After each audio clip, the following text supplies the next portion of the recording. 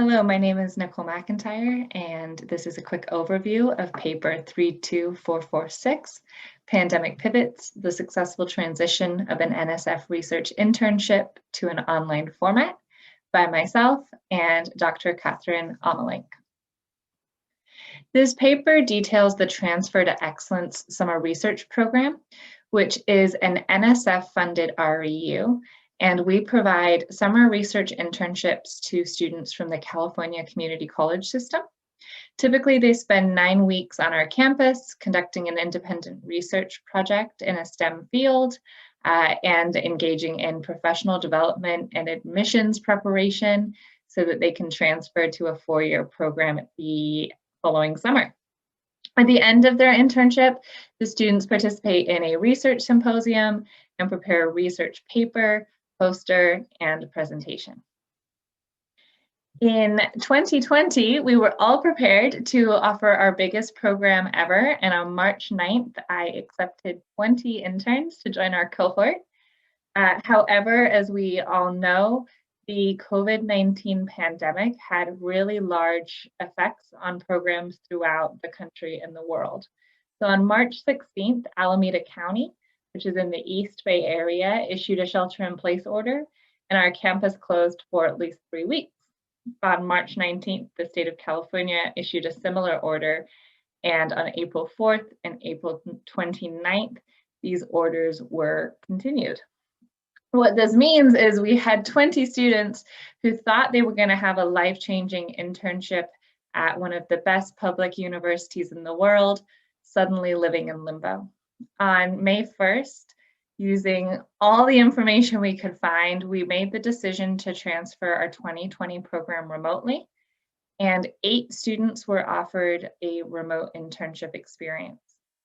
12 students their internships were unfortunately canceled because their faculty hosts and their graduate students could not transition their program to a remote format.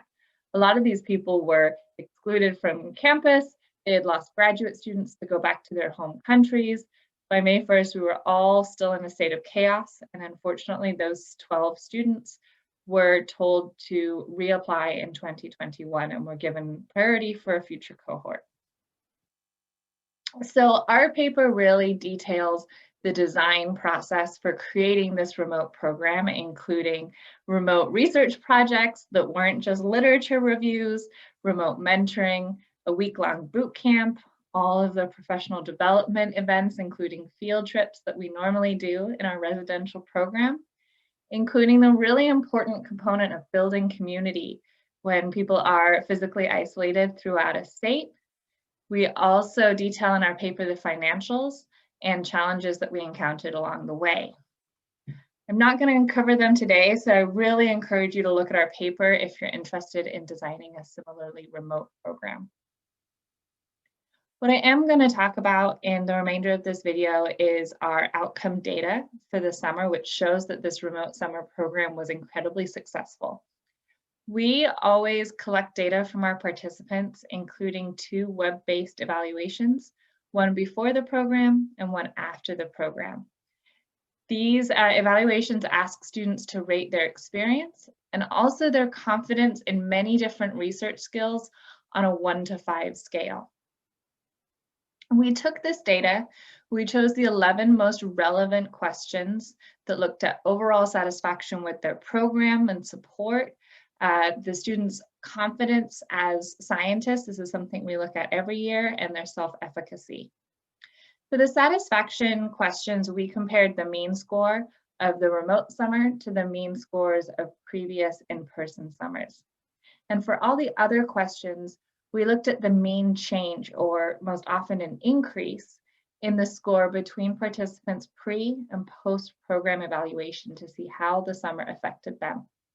We then took that mean change from our summer 2020 cohort and compared it to our in-person cohorts from the 2017 through 2019 cohorts.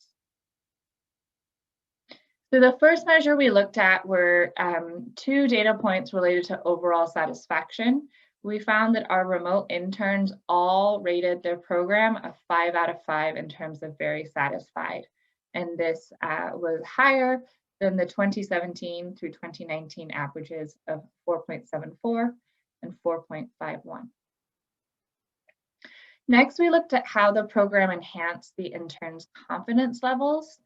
Through the course of the program, we saw students' ratings of 2 data points that were, I have had experiences that make me confident in my ability to perform tasks that will allow me to succeed as a student in science and engineering, and also their confidence in science and engineering ability. For the remote program, we saw both of these measures increase by a 0.88 score, which outscored the typical mean increase for 3 cohorts of in-person programs. Next, we looked at how the program affected students' confidence in their research skills, including their understanding of the research project, their ability to find relevant topics, resources, their ability to carry out experiments, analyze, interpret data, and also understand ethical implications of research. And on the far right, you can see the mean gains for our remote program. You'll see that of 5 of these 7 measures, the remote program had a greater impact on students' research skills than the in-person program. The exceptions to that are the ability to design research experiments and the ability to analyze and interpret data, which, given that students were at home by themselves and not working in a physical lab, is maybe less than surprising. So one thing I want to highlight is that this data collection process did not vary much from past years. So it did not explore the possible reasons that the remote program was so well received and had a strong impact on students' confidence and research skills. However, I have some theories based on 9 weeks working with these interns and the year following. Number 1, and I think this is the most likely, because the interns, the mentors, and the faculty were all given the option to drop out, only the really, really committed folks stayed involved in the program. And as a result, really great experiences were created for those interns. These are graduate students and faculty that really understand the mission of the program and put their all into it. Second, I think we had a really good level of contact and support for the students. And you'll see in our longer paper that part of that included coffee check-ins on a lot of mornings that were just unstructured, casual times for everyone to get to know each other, to discuss their research project, and to have a better understanding of the process and any challenges they face. Number 3, because it was not a residential program this summer, I believe interns were maybe a little bit more focused on the academics. We found a lot of students going beyond the scope of their design project because they had plenty of time, right? In summer 2020, most of us were locked at home, and having the opportunity to get really involved in graduate level research was something that they took advantage of. And finally, these interns, it was their very first research experience. So I think they also just didn't have a residential program to compare it to. And in a society where a lot of opportunities were being canceled, they were very, very happy to have any sort of internship experience. Why does this matter?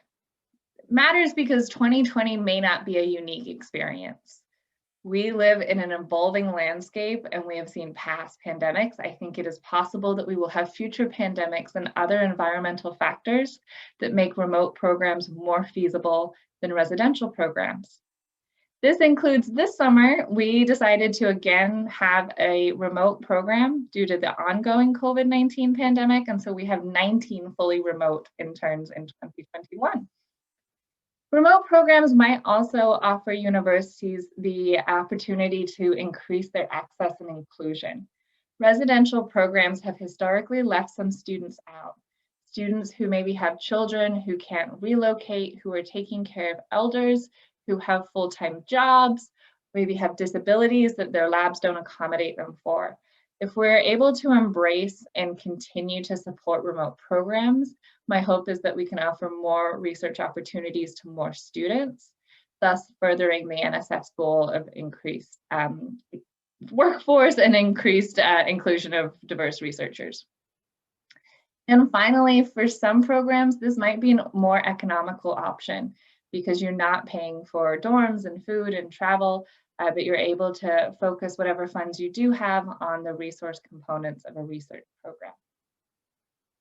So in conclusion, in 2020, we seem to have been very successful ensuring the students felt supported and connected to their peers and had a satisfactory experience. Looking at pre and post program evaluation data and comparing that to past in-person cohorts shows that students didn't suffer by participating in a remote program. In fact, they had a satisfactory experience, which increased their confidence as scientists and engineers and increased their confidence in some of their research skills. And we hope to see similar results this summer with our 19 remote interns. Finally, I'd like to thank the National Science Foundation for funding both the 2 NSF REU grants that were used in this study, as well as the Center for Energy Efficient Electronic Science, which is an NSF Science and Technology Center. This study was also funded by the Hopper Dean Foundation and would not have been possible without our very, very committed interns, mentors, and faculty hosts in 2020. Thank you very much. If you have any future questions, please feel free to come to our allotted time or reach out to me at NicoleMcIntyre@berkeley.edu.